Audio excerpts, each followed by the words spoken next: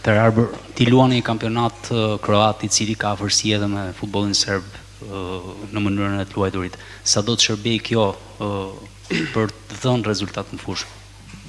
Po do jetë një ndeshje, përshëndetje pari, por do jetë një ndeshje e vështirë, pra e dim që kundërshtari ka cilësi shumë në grupin dhe do japim maksimumin, jemi duke përgatitur ndeshjen shumë mirë, jemi duke punuar shumë mirë dhe shpresojmë dhe besojmë që do të fitojmë ndeshjen.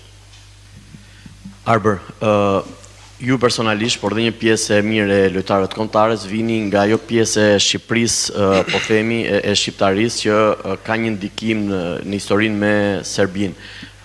Si ndjeni në këtë përballje? A keni ngarkesë, a keni kërkesa, po themi, ekstra nga rrethi juaj familjar, shoqëror? Jo, sepse ne si që cekje pro atomi, ne jemi profesionist, pra ne do e bëjmë tonë vetëm në fushë. Normal që pak është një ndeshje emocionale, nuk diskutohet, por ne jemi profesionist dhe do e bëjmë të mirë në fushë. Arbër, sa besoni tek ëndra realisht e botërorit dhe për këtë përballje sa rritet përgjegjësia për ju në një moment që bëhet një luftë e madhe thënë në mënyrë figurative për një bilet në stadium?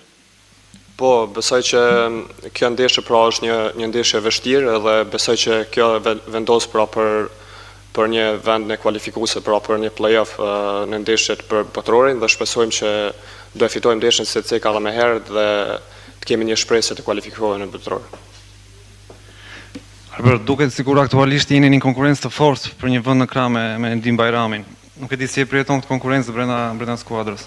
Po konkurrencat e bën me të fortë pra, ne jemi këtu në kombëtare, ne jemi këtu e kom cek edhe në intervistat edhe më herët, pra këtu kombëtare jemi sa minutat që ti kemi do e bëjmë të mirën dhe do japim maksimumin. Po vërej që keni një unas të gishti martesës, ndoshta është kjo fitoria me Serbinë një dhuratë për këtë rrugëtim të ri? Jemi vetëm I fejuar, po shumë shpejt do jemi edhe I martuar. Referuar asaj që ka ndodhur në vitin 2014, ju keni qenë diku tek 16 apo 17 vjeç. Si e kujtoni sot dhe çfarë emocioni ka duke bërë krahasimin e asaj sfide që keni parë nga televizori dhe kësaj që do ta përjetoni vetë në fushën e lojës? Ka një ndikim tek ju, ju motivon akoma dhe më shumë historia futbollistike për të ngjarjet që kanë ndodhur në Beograd? Normal, nuk kam qenë I vogël në atë kohë, po e kam shikuar atë ndeshje, është kohë emocionale jo vetëm për mua, por për të gjithë shqiptarët. Edhe hysaj pra tani të regon për atë historinë atje, por ne duhet të futemi dhe vetëm mbrana vijave të bëjmë të mirën që të fitojmë ndeshjen. Arbër, përshëndetje, nëse do thonin që tani që do fitojmë me Serbinë dhe do humbim me Letoninë, do e pranoje?